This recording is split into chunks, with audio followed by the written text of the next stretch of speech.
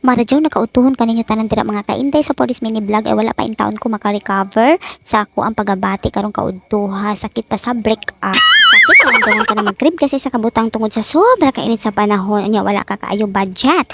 Unya the moment na naa ka sa lalom ng CR unya first utong na dapat nimo yung utong wala jud in taon nimo utong tungod nadali-dali ka pagawas tungod nga naa kay nabati na gaingon. Melon. Tamis kayog melon palit na mo og melon barato ra ang melon. In town si nagadali-dali in town paglugwa na wala in town may utongan dapat iutong tungod kay ang mga vendor kayon high-tech kaayo adya nimo pagugda kay paspas kaayo ang ila mga motorbike.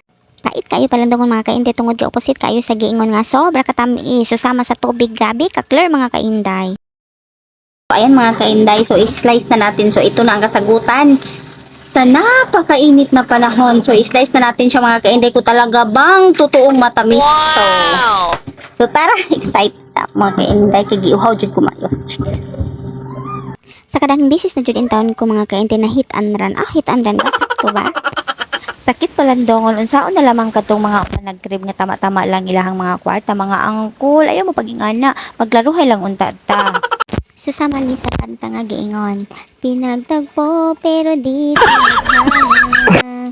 Fast forward mga kainday so wala tay mahimo unsaon ta man nahitaan man jud ta so wala tay mahimo kun dili sa pag-abli na lamang sa maong sandia. So makita ninyo mga kainday is grabe jud kapula ang maong sandia. Luyo sa kapulaan na is opposite jud kayo siya tungod kay wala jud siya test.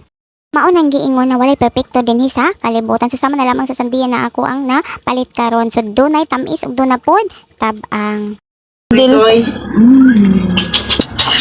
Sida, pag-asyum din na lami.